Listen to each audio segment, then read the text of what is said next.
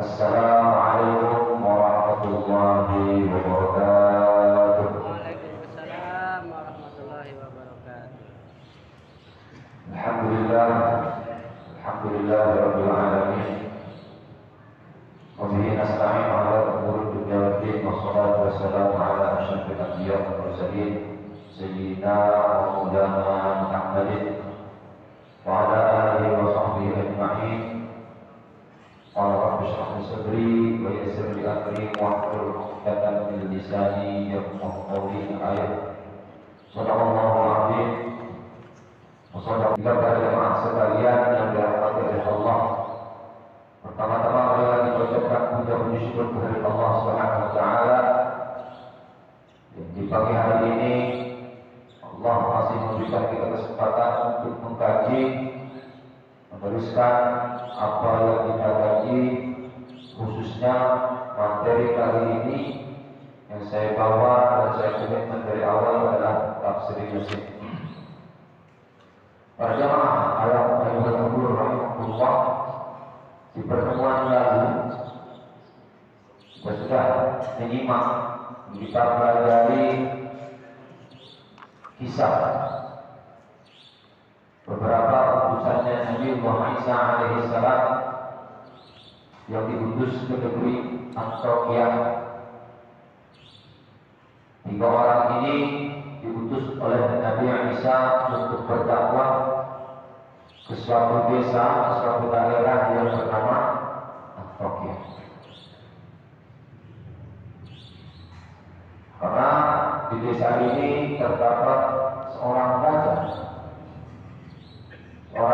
yang diktator, seorang raja yang otoriter bernama Akhtaifis.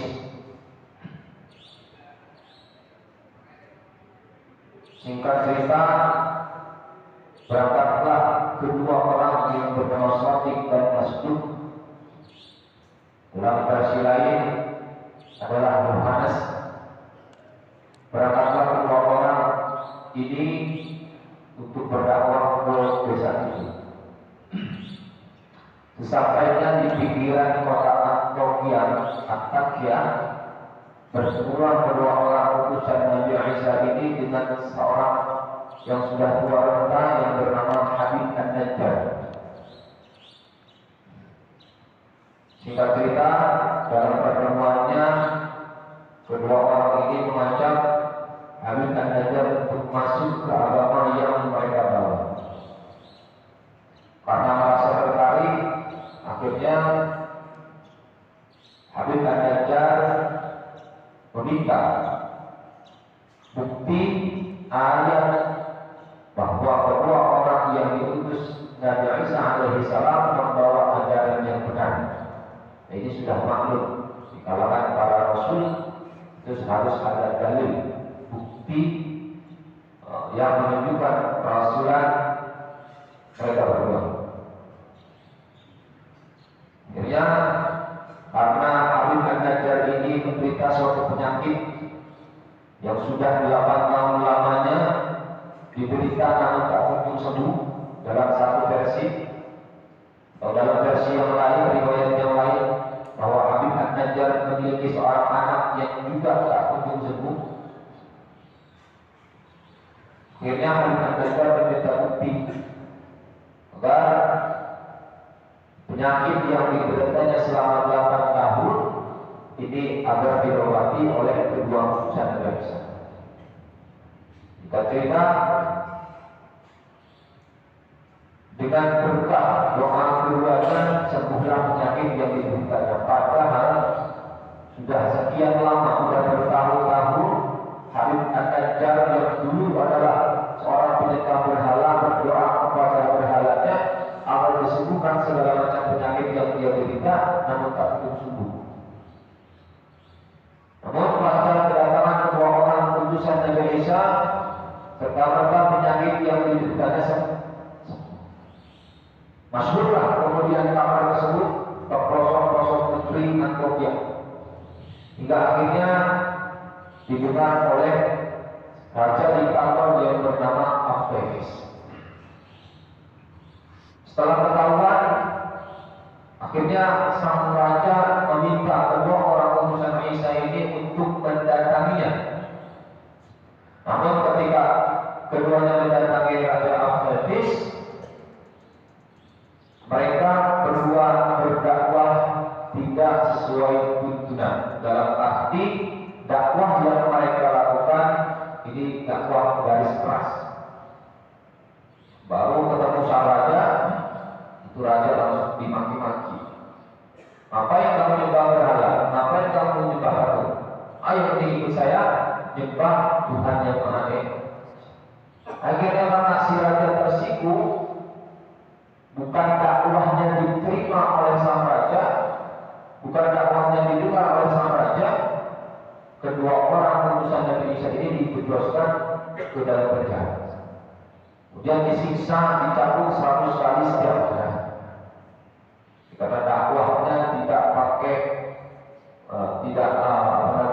tidak sesuai anjuran. Akhirnya karena mendengar bahwa dua orang utusannya Nabi Isa itu ditangkap dan dipenjara, lantas kemudian Nabi Isa alaihissalam mengutus pimpinan Hawariyin yang bernama Syakun. Dalam versi Kristen yang disebut Sheman. Setelah mempelajari kejadian-kejadian yang dialami oleh kedua temannya, akhirnya Syakun ini mendatangi istana, tapi dengan cara yang lebih halus lagi, dengan cara pendekatan kultural, dengan cara pendekatan personal. Mulai dari tukang masak istana, mulai dari istilahnya penjaga-penjaga istana, semua diakrabi hingga akhirnya sampai bahkan Syakun ini juga mengikuti peribadatan yang dianut oleh masyarakat sekitar, yaitu menyembah berhala. Yang tujuannya adalah untuk menipu, untuk turun kepada mereka bahwa agar mereka berpandangan bahwa Syakun ini bagian dari mereka. Singkat cerita, bertemulah Syakun dengan kedua utusan. Ditanya, kenapa kamu ini masuk penjara ini, kenapa? Dan cerita akhirnya dimarahi. Kedua kawannya itu, kedua bawahannya bernama Sodik dan Masuk, ini dimarahi oleh Syakun karena dakwahnya yang keras. Dalam Quran dikatakan Nabi Muhammad pun mendapat teguran dari Allah, walaupun bapak dan walidul qalbi dan faktumin ya Muhammad, kalau engkau keras hatinya, lapat tumin halik, orang musyrik itu akan lari, bukannya malah mendengar dakwah kamu, mereka akan lari. Lantas Syakun ini memperumpamakan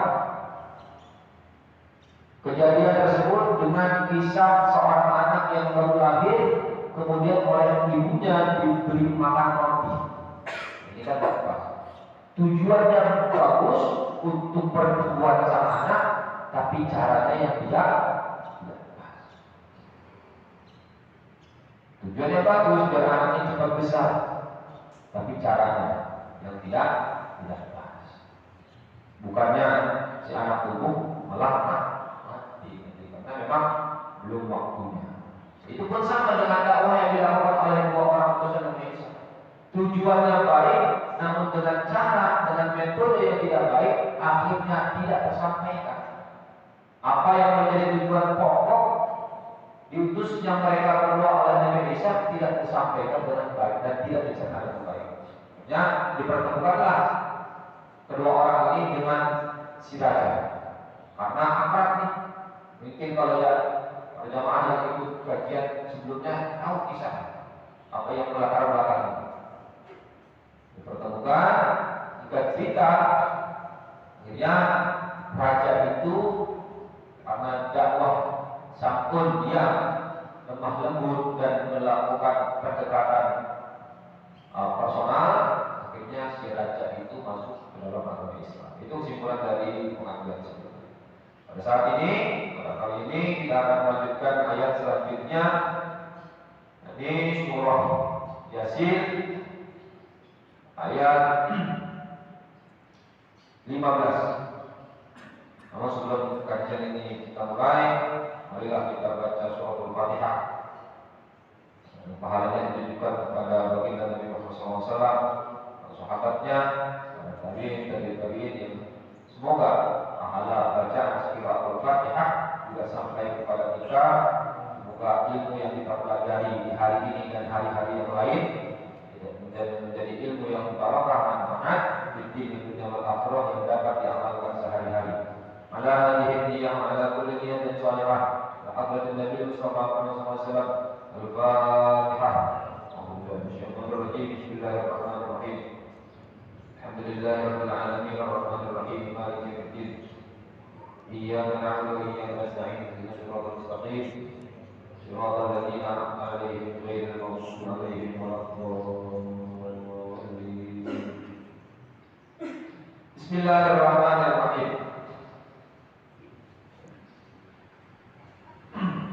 Faqalu inna ilaikum mursalun. Qalu ma antum illa basharun mithluna. Wa ma anzala ar-rahmanu min syai'in in antum illa takdzibun.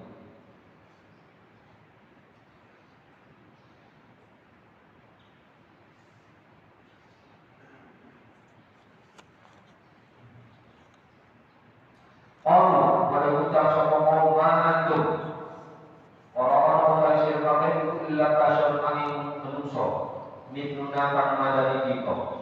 Wa anzala lan wa nurunake sinten ar-rahman min syai'in ing suwi-wiji in antum orang-orang dari sira kabeh iku illa takdzibun angin boros sira kabeh. Qalu ucap sapa kaum robbuna dari pangeran kita iku ya Allah munggane sapa sinten rob inna ikon sebenarnya kita bila kembali ke sira kabeh iku laku salun yakti piro-piro kabeh kudus.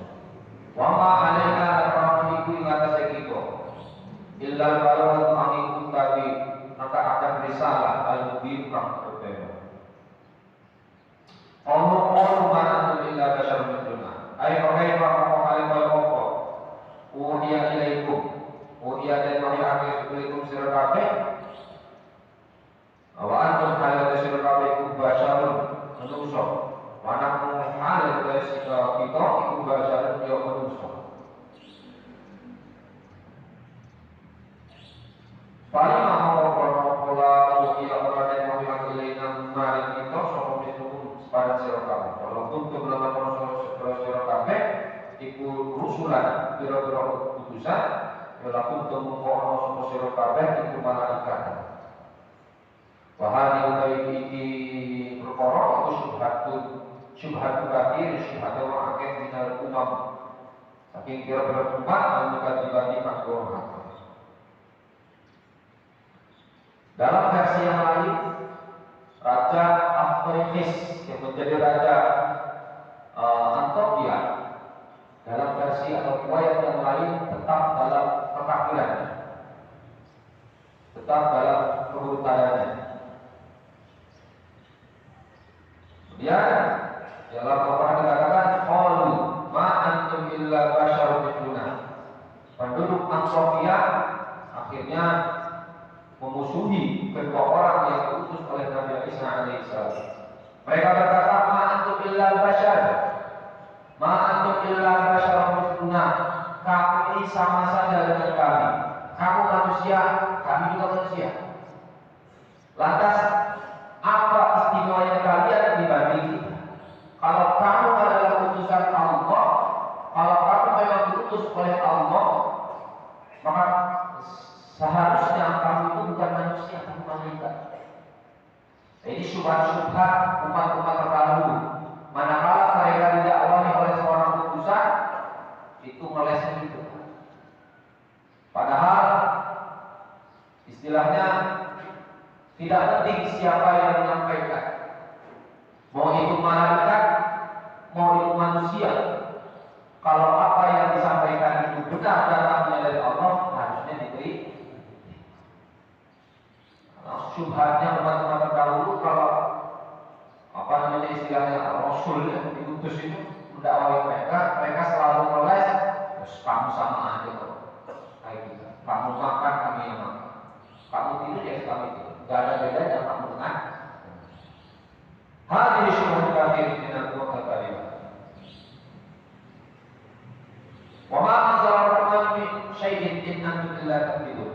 Tidaklah Allah Ar-Rahman menurunkan sesuatu kecuali kalian menganggapnya bohong. Kecuali kalian membohonginya. Qalu rabbuna ya'lamu inna ilaikum lamursalun.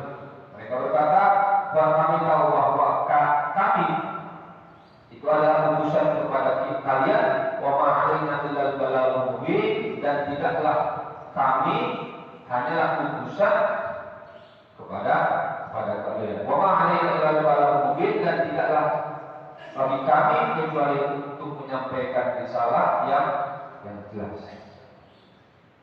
Ini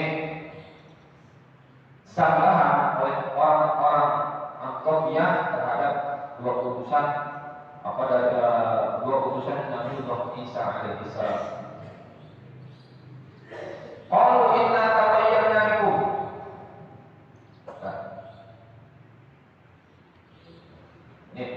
Qala al-Qasirun ba'da Isa alaihissalam rasulun min al-hawariyin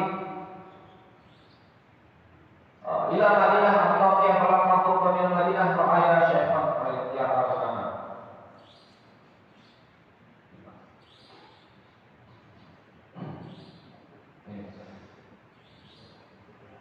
Qalu ma antum illa basharun mithluna ay ma antum mursalun bal antum basharun mithluna wa ma anzala ar-rahman min syai'in in antum illa takdzibun. Falamma sami'a rasul hadza min ahli Antiokhia qalu rabbuna ya'lamu inna ilaykum mursalun wa ma 'alaina illa al-balaghul mubin ay wajaba 'alaina tablighu risalah. Wajib bagi kami untuk menyampaikan risalah, karena tujuan kami datang ke sini ke penduduk Antiokhia tidak lain hanya untuk menyampaikan risalah yang ditugaskan oleh Nabi Isa alaihissalam. Dan Allah Subhanahu wa taala arsala ilaikum bi anna rabbukum minal batil bi anna rabbukum minal batil la yahkum alaikum an taqaddamu kalamana wa tu'minu billahi wa bi risalatina. Allah Subhanahu wa taala utus kami kepada kalian untuk mengajak kalian dari agama yang batil menuju agama yang hak. Maka wajib bagi kalian untuk membenarkan apa yang telah kami sampaikan, dan wajib bagi kalian untuk beriman kepada Allah dan kepada risalah-risalah yang telah kami bawa. Falamma sami'a al-Antiokhia hadza qalu inna tatayyarna bikum. Ketika penduduk Antiokhia mendengar apa yang diucapkan oleh kedua utusan Nabi Isa yang bernama Sadiq dan Masduq, mereka memfitnah bahwa kedua utusan ini datang ke mereka cuma bawa sial. Inna tatayyarna bikum, kami bernasib malang gara-gara kamu. Akhirnya nyalain orang. Karena apa? Mereka penduduk Antiokhia itu disiksa oleh Allah 3 tahun penuh, nggak dikasih hujan, musim kemarau, 3 tahun lamanya nggak pernah diturunkan hujan. Buat dari kata faktor itu di sana. Maka surat bainahu amrun khalifah wa qalu ma asabatna hadhihi al-baliyah illa bi su'i qulubikum. Mereka terkena musibah ini karena kedatangan daripada kedua utusan Nabi Isa. Jadi selama 3 tahun penuh tidak pernah hujan itu tidak pernah turun, dan banyak sekali penyakit-penyakit yang beraneka macam itu menjangkiti mereka. Banyak gara-gara musim panas, musim kekeringan, akhirnya banyak dari mereka penduduk Antiokhia ini terserang penyakit. Nah, kejadian ini ngebarin pada saat kedatangan daripada dua utusan Nabi Isa. Akhirnya mereka menuduh bahwa kedua utusan Nabi Isa ini membawa si A. Namun sebelumnya belum pernah terjadi pacaran yang panjang, tidak pernah ada ceritanya sekampung itu sakit semuanya. Gara-gara kedatangan dua orang ini akhirnya mereka terkena musibah. Di antara orang hadil asyah qabla badi'ihim ila baladiha. Kama qala Rasul illa tantahu lanarjamakum wa la yamassakum minna 'adzabun alim. Karena kami tidak pernah merasakan kejadian-kejadian aneh ini sebelum kalian datang ke kota kami. Atas kemudian mereka berkata kepada para utusan Nabi Isa, "Illa tahu kalau kamu tidak berhenti dari dakwahmu, dan jumataku, maka kami akan melempar kalian dengan batu." Atau dalam riwayat lain, kami akan terus menghalau, kami akan terus mencaci kalian. Kalau kamu nggak berhenti dari dakwah, kata penduduk Antioquia, bakal saya lemparin ke batu.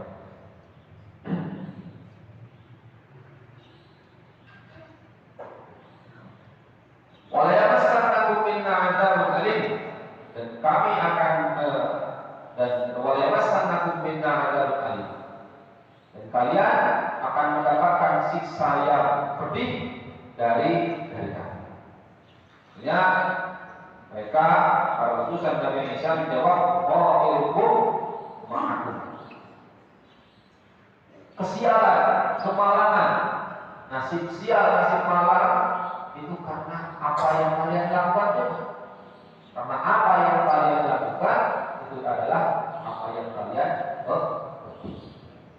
Jadi banyaknya musibah, kemudian kekeringan yang berkepanjangan itu bukan karena kedatangan kami, kata kedua orang ini, bukan karena kedatangan kami ke desa kalian. Coba kalian introspeksi diri.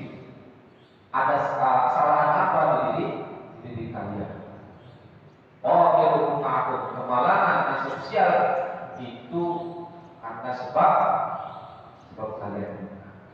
Ai asabakum syukukum bi kufrikum wa bi kadhibikum, yakni asabakum syukur.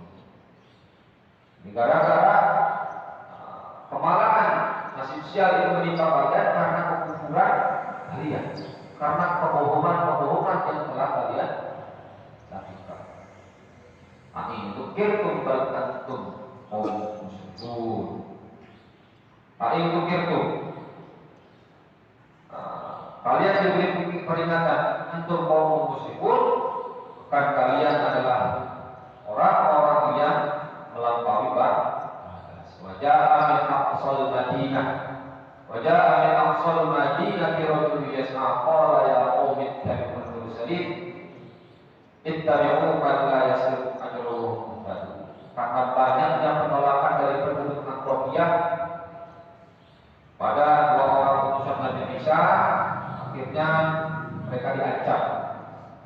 Dua orang ini diancam akan dibunuh, akan dilempari dengan batu sampai mati.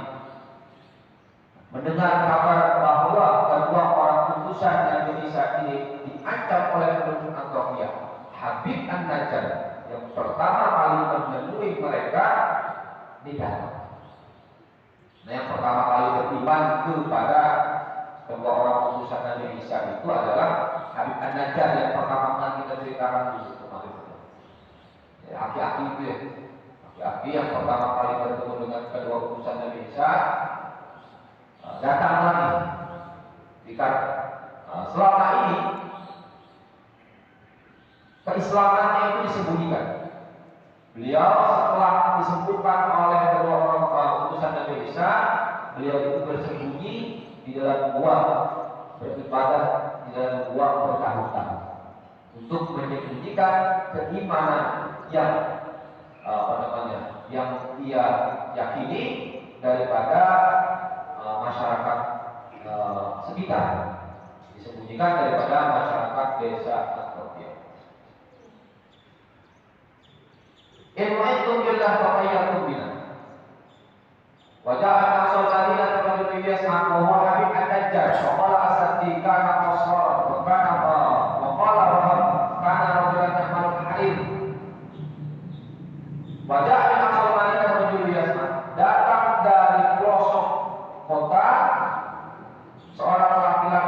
berjalan. Mana laki-laki ini adalah Habib An-Najjar. Najjar itu artinya tukang baju. Al-Qassar, profesi beliau itu ada yang mengatakan beliau itu tukang baju, ada yang mengatakan tukang jahit. Qassar itu kan asal katanya qasrun. Qasrun itu pendek, maksudnya tukang memotongin baju. Ada juga versi profesi beliau Habib ini yang melalui tukang buat kain ciprat. Apapun latar belakang profesi beliau pada saat itu nyata. Padahal rumahnya itu di pelosok kota, ujung sekali. Di pojok kota, maka manzil Muhammad Al-Sabati di Abwabil Madinah, maka ada rajulan dasar. Rumah beliau ini berada di pelosok kota. Beliau termasuk orang yang ahli sedekah. Paginya kerja, nyari duit, sorenya duitnya bagi. Jadi paginya kerja, sorenya duitnya dibagi. Separuh untuk keluarganya, separuh untuk orang-orang fakir miskin. Makanya karena keberkahan sedekah yang beliau lakukan ini, orang pertama kali yang beriman dengan baginda Nabi Muhammad SAW adalah Habib An-Najjar. Sebelum orang bin Naufal, jauh sebelum itu, karena ini kan kisah-kisah yang terjadi di zaman Nabi Isa. Jaraknya antara Nabi Isa dengan Nabi Muhammad ratusan tahun. Nah, di situ ada orang yang bukan Nabi, ini beriman kepada baginda Nabi Muhammad. Jadi siapa? Habib An-Najjar. Para Nabi itu, makanya di dalam tafsir Sawi dikatakan salah satu keistimewaan daripada baginda Nabi Muhammad SAW dalam tafsir As-Sawi dikatakan wa hadza min khususiyatihi sallallahu alaihi wasallam. Kullu nabiyyin amana bin nabiy sallallahu alaihi wasallam qabla dhuhuri bi misdaqi qouli ta'ala wa in akhadallahu bi fatan nabiyyin. Hadza min khususiyatihi sallallahu alaihi wasallam. Termasuk keistimewaan baginda Nabi Muhammad di antara para nabi dan para rasul yang lain. Nabi Muhammad ini walaupun orangnya belum muncul, belum lahir, semua nabi yang pernah diutus oleh Allah, semua rasul yang pernah diutus oleh Allah beriman semua kepada baginda Nabi. Hatta selain Nabi pun ada yang sudah beriman duluan, padahal orang yang belum. Ini berbeda dengan para nabi yang lain. Nabi Isa, pengikutnya beriman kepada Nabi Isa setelah Nabi Isa diutus. Nabi Musa, pengikutnya Nabi Musa beriman kepada Nabi Musa setelah Nabi Musa diutus. Tapi baginda Muhammad SAW itu jauh sebelum beliau dilahirkan sudah banyak yang beriman. Bahkan di kalangan Arab sendiri. Karena memang nama Muhammad itu masyhur. Nama Muhammad yang artinya terpuji itu masyhur. Sebelum kedatangan baginda Nabi itu sudah masyhur bahwa di dalam Taurat dan Injil sudah tertera nama Muhammad yang akan menjadi Nabi akhir zaman. Akhirnya bangsa-bangsa Arab pun berlomba-lomba memberi nama anak mereka dengan nama Muhammad. Ini salah satu keistimewaan Nabi Muhammad SAW. Allahumma sholli ala Muhammad.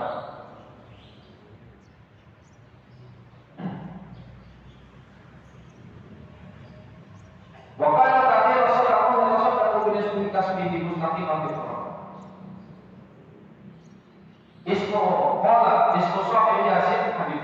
Maka dalam didapat Asrafi di dalam salah satu riwayat beliau ini menderita penyakit kusta.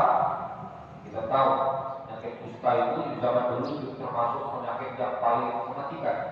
Nah, orang kalau sudah kena penyakit kusta dan lepra sudah mustahil nihil sekali untuk sembuh. Sekarang kan alhamdulillah sudah ada yang obatnya, sudah ada. Walaupun di sini di luar negeri. Ya Allah, ya Muhammad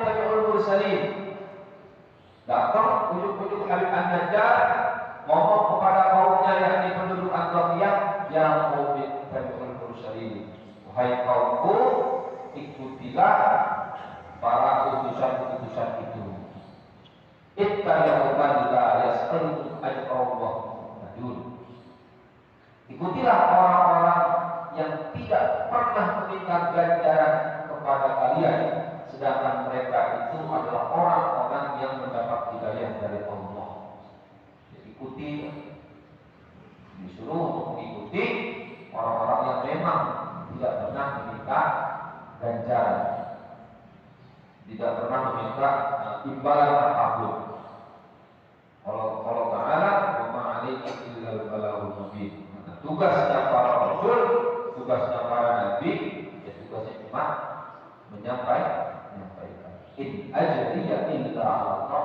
Pahalanya biar apa? Balasannya, bayarannya biar Allah yang ngasih. Wa ma ya'lamu alladhi fatarani wa ilayhi turja'un. Wa ma ya'lamu alladhi fatarani. Kenapa aku tidak menyembah Zat yang telah menciptakan aku? Wa ilayhi turja'un, dan kepada jalan kalian dikembalikan. Atas apa yang menghalangiku untuk menyembah Zat yang memang telah menciptakanku? Ini adalah satu ayat yang mengindikasikan makna tawakal kepada Allah. Karena ada beberapa keterangan yang metode tawakal, cara tawakal itu Allah pun realistis. Kita akan disuruh tawakal kepada Allah, dan Allah pun realistis. Gimana caranya tawakal? Sudah ujuk-ujuk setelah dengar pengajian harus tawakal, punya pulang rumah Allah pun realistis. Ini dikatakan bahwa annal amil ala aqsam talata. Dzakarna amiran fa'awal amil yaqulullah li qawmihi la khalika.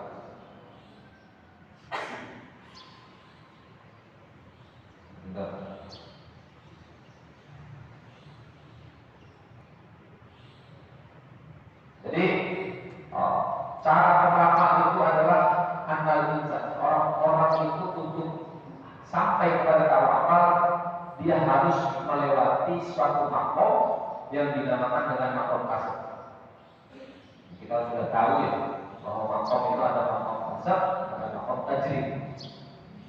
Makom kasab ini kalau kita memang masih di tingkat dasar untuk tawakal, maka harus kasab dulu. Namanya orang tawakal itu pasrah, segala rezeki, urusan kematian, urusan apapun, kita yakin itu sudah diatur oleh Allah. Tapi walaupun demikian, karena kita makomnya masih makom kasab, jangan serta-merta sudah yakin rezeki diatur oleh Allah, duduk di rumah, berjalan dalam apa? Ya itu mah. Misalnya orang, ya, misalnya orang bikin sebelumnya sih. Nah, itu bukan makna tawakal. Makna tawakal itu kalau kita masih di makom kasab, makom mencari matematika. Maka niatilah perdagangan kita, niatilah kerjaan kita untuk tawakal. Karena batasan tawakal bagi orang yang masih di makom kasab adalah mencari rezeki yang hak. Nah, kalau kita sudah cari, udah usaha, udah dagang, udah kerja segitu, ya itu sudah bagian. Allah Ta'ala wa ma min dabbatin fil ardi illa 'ala Allah rizquha wa ya'lamu mustaqarraha wa mustaqarraha. Rezeki dapat saja, hewan melata saja rezekinya sudah diatur. Kenapa kita takut? Orang kafir saja yang tidak pernah meletakkan kepalanya untuk bersujud kepada Allah masih diberi rezeki. Kita yang setiap hari 5 kali itu belum ditambah 5 waktu ya, belum ditambah sholat sunnah, belum ditambah dengan puasa. Kenapa kita harus takut? Pak. Bismillahirrahmanirrahim. A'attakhidhu min dunihi alihah. A'attakhidhu min dunihi alihah yurnir rahman bidurri. Yuridnir rahman bidurri la tughni 'anni syafa'atuhum syai'an wa la yughni. Apakah aku menjadikan Tuhan selain daripada Allah? Ini suatu pertanyaan, tapi tujuannya mengingkari. Atau dalam istilah usul itu adalah istifham, pertanyaan yang istifham ingkari. Yuridir rahman bidurin dan tu'mi'an syafa'atuhu.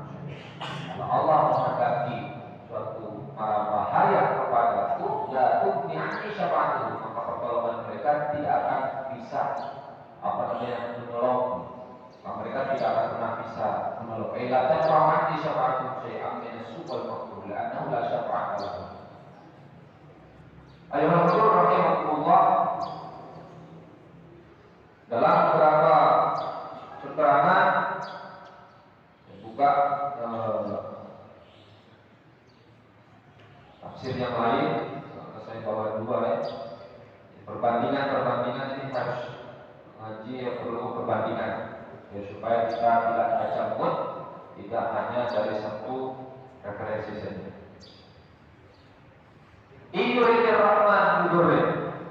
Ini salah satu ayat yang menjelaskan akidah kepada kita bahwa apapun yang telah ditakdirkan oleh Allah, baik itu kebaikan ataupun keburukan, maka pertolongan siapapun tidak akan pernah bisa menolong.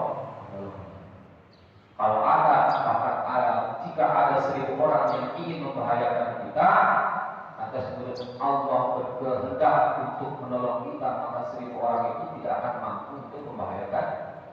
Maka itu tidak salah. Manakala ada kemaksiatan, manakala ada hal-hal yang merugikan orang lain, maka kita tidak perlu takut untuk menyampaikan sebuah kebenaran. Namun jangan lupakan ajaran yang dibawa oleh kedua Rasulullah, ini dengan dakwah yang benar. Wala yu'minu, dan mereka tidak akan mampu menyelamatkan. Inni idal lafi dhalalil mubin. Habib An-Najjar ini qala ya Habib inna haula rasul sabbuka an dini hadari. Wahai Habib An-Najjar, bahwa mereka para utusan Nabi Isa telah mengeluarkanku dari agama nenek moyangku. Farji an dini rusul. Kembalilah ke agama nenek moyang kamu ini, dibesarkan di kampung sini, maka ikutlah kembali, jangan keluar daripada ajaran nenek moyang. Farji an dini rusul. Wa illa na'udka kasyadil adab. Kalau kamu tetap bergabung untuk memeluk agama Islam dan di agama yang dibawa oleh ketiga utusan daripada Nabi Isa, maka akan kami bunuh dengan siksaan itu. Ini siksaannya parah. Bahkan di dalam kitab Ibnu Katsir dikatakan saking pedihnya siksaan penduduk Antioquia, bahkan mereka penduduk Antioquia itu menginjak-injak, apa istilahnya, dipukulin lah oleh kita, sampai hatta kharaja qassahu itu, sampai tulang iga. Habib An-Najjar karena menentang kaumnya, masyarakatnya pada saat itu menyembah berhala, mengajak mereka untuk mengikuti apa yang disampaikan oleh kedua orang utusan Nabi Isa. Saking kejinya sampai diinjak-injak, sampai tulang rusuknya keluar semua dari tubuh. Segepek malah segepek. Saking parahnya sisa. Maka Allah udkhulil jannah. Allah berfirman, qila udkhulil jannah. Qala ya laita qaumi ya'lamuna bima ghafara li rabbi wa ja'alani minal mukarramin. Allah kepada Habib An-Najjar pas dipukuli dalam keadaan sakaratul maut, Allah buka hipok, Allah buka penghalang penutup yang selama ini menutupi Habib An-Najjar. Dipertontonkanlah oleh Allah kepada Habib An-Najjar tentang gambaran surga. Ini tempat kembali kami. Setelah melihat janji Allah bahwa Habib An-Najjar akan dimasukkan ke dalam surga, pada saat sakaratul maut beliau berkata, ya laita qaumi, andai saja kaumku tahu. Laita qaumi ya'lamuna bima ghafara li rabbi wa ja'alani minal mukramin. Seandainya kaumku tahu dengan ampunan yang telah Allah berikan, yang telah Tuhanku berikan kepadaku, wa ja'alani minal mukramin, dan Allah telah menjadikanku termasuk orang-orang yang dulu. Jadi beliau berangan-angan agar kaumnya itu mengetahui apa yang karomah yang telah diberikan oleh Allah kepada Habib An-Najjar. Oleh Abbas nasohahu fi hayati. Dari riwayat lain dari Ibnu Abbas bahwa Habib An-Najjar ini pada saat hidup pun sudah dipertontonkan oleh Allah tempat kembali dari surga. Bima ghafara li rabbi wa ja'alani minal mukramin. Dengan sebab keimananku kepada Tuhanku dan pembenaranku kepada para utusan yang telah diutus oleh Nabi Isa alaihissalam. Maksudnya apa? Maksudnya kalau mereka mengetahui apa yang telah aku terima, yakni dari balasan dan ganjaran dan juga kenikmatan-kenikmatan yang telah Allah berikan kepadaku, maka hal itu dapat menuntun mereka untuk mengikuti para utusan Nabi Isa alaihissalam. Rahimahullah wa radhiyallahu laqad kana alaihissalam ala hidayatikum. Semangat sekali karena sudah melihat gambarannya akhirat seperti apa. Semangat sekali walaupun dalam keadaan sakaratul maut, beliau Habib An-Najjar tetap menyeru kepada kaum. Allah dan juga hal ini terjadi. Penyerangan, pembunuhan ini juga terjadi kepada para penyeru di segala masa. Di zaman Nabi Muhammad SAW ada sahabat yang bernama Urwah bin Mas'ud At-Taqafi. Ini kabilah Taqafi. Seorang bernama Urwah bin Mas'ud radhiyallahu anhu berkata kepada baginda Nabi, "Ya Nabiullah, utuslah aku kepada kaumku." Ini apa tadi? Kaum Taqaf. Kata Nabi, "Inni akhafu an yaqulu." Di kejadian yang dulu terjadi di zaman Nabi Isa, pembunuhan Habib An-Najjar juga terjadi di periode baginda Nabi. Ada salah seorang sahabat yang juga dibunuh tatkala beliau mendakwahi kaum. Saking semangatnya Urwah bin Mas'ud sampai-sampai beliau ini menawarkan diri kepada baginda Nabi. Ya Rasulullah, jemaahnya ilang mi'atuhum ilal Islam. Utus aku ya Rasul untuk kaumku. Maka akan aku ajak mereka ke agama Islam. Akhirnya kata baginda Rasulullah SAW, "Inni akhafu an yaqulu." Saya bukan tak mau mengutus kamu, wahai Urwah. Saya itu mau mengutus saja susah. Saya khawatir kamu nanti dibunuh gimana? Ya, kata Urwah, "Ya Rasul, engkau tidak perlu takut, engkau tidak perlu risau. Mereka kalau ketemu saya lagi tidur, mereka takut." Tapi fakta yang ada bertolak belakang. Yang setelah Urwah bin Mas'ud At-Taqafi ini pulang ke kampung halamannya dengan mendakwahi kabilah Taqif, yakni satu kabilah kemudian salah satu iklim, satu daerah di negeri Taif, di kota Taif, jadi kabilah daripada Qais Ailan. Faqala ya masyarakat Taqif, innal lata la lata wa innal uzza la uzza aslimu taslimu ya masyarakat Ailan, innal uzza la uzza wa innal lata la lata aslimu taslimu. Setelah sampai ke kampung halamannya, dakwah teriak-teriak di masyarakatnya, di kampungnya. Sesembahan mereka yang bernama Lata Uzza itu dicaci maki. Ngapain kamu menyembah Lata dan Uzza? Lata itu tidak punya kehormatan, Uzza itu tidak punya kemuliaan. Batu kok kau sembah, ini gampangannya gitu. Batu kok disembah. Akhirnya kaum itu merasa dilecehkan. Dan apa yang diucapkan oleh Urwah bin Mas'ud, dibunuh. Banyak kisah-kisah yang istilahnya kisah-kisah yang memotivasi kita untuk dakwah. Tapi yang perlu kita perhatikan adalah dakwah dengan cara yang lemah lembut. Bima min Allah lintalahum. Allah berfirman, bima rahmatin min Allah lintalahum. Sebab rahmat dari Allah, engkau Muhammad berbuat lemah lembut kepada mereka. Dulu pernah ada seorang ustaz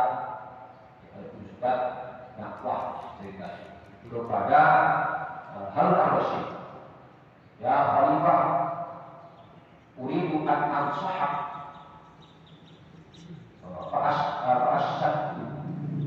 Wahai Khalifah Harun al-Rasyid, saya pengen beri nasihat ke kamu, tapi saya itu orangnya ekstrim, saya itu karakternya keras. Akhirnya kata Khalifah Harun al-Rasyid, dia mengatakan, dulu pernah ada orang yang lebih baik dari kamu diutus kepada orang yang lebih buruk dari saya. Itu pun Allah berfirman, dalam Al-Quran itu dikatakan, keduanya itu adalah Nabiullah Musa dan Nabi Harun. Nabi Musa dan Nabi Harun adalah manusia terbaik karena memang beliau adalah Nabiullah, diputus untuk mendahului Fir'aun. Kalau anak aku dalam kaulat lainnya, itu pun Nabi Musa dan Nabi Harun diutus oleh Allah kepada Fir'aun dan berkata, aku dalam kaulat lainnya. Kalau ngomong sama Fir'aun yang pelan-pelan, jangan sampai gitu. La'allahu yatadzakkar aw yakhsha. Ayyuhal rahimahumullah, dari kisah-kisah yang saya ceritakan dan saya riwayatkan, barangkali ada yang bermanfaat bagi para jamaah. Saya simpulkan bahwa apalagi sekarang sudah masuk musim-musim politik, hati-hati dengan politik. Islam pun berpolitik, namun politik itu manusia. Jangan sampai istilahnya kita bawa ranah agama ini pada politik praktis. Sudah tidak musimnya, sudah tidak musim atau politik praktis di dalam ranah agama Islam. Jadilah kita masyarakat yang lebih cerdas, yang bisa memilih dan memilah mana yang baik untuk kita dan mana yang buruk untuk kita. Berdasarkan kisah yang kita ambil, kesimpulannya bahwa dalam dakwah pun harus punya strategi. Tidak bisa sembarangan dakwah. Kadang ada hal yang baik tujuannya, dengan cara yang salah maka salah juga. Fikih itu tiga yang perlu diperhatikan dalam dakwah. Yang pertama niat, yang kedua fi'lu, yang ketiga adalah aktifah. Niat yang baik, yang dibuat, yang dilakukan baik, tapi konsekuensinya buruk, maka itu. Niat yang baik, yang dikerjakan buruk, konsekuensinya baik, itu tidak. Contoh, niat yang baik, santri pulang rumah membetulkan bacaan, misalnya sering guru saya meriwayatkan begini. Santri pulang, kalau dia ahli qiraah untuk qiraah, ternyata imamnya bacaannya banyak salah. Kemudian besoknya saya dia imam, berarti ini tidak. Caranya baik, yang dilakukan baik, tapi konsekuensinya tidak baik, maka imam seperti ini juga tidak diperbolehkan. Ada Allah wa iyyakum ajma'in, wallahu muwaffiq ila aqwamit thoriq. Assalamualaikum warahmatullahi wabarakatuh.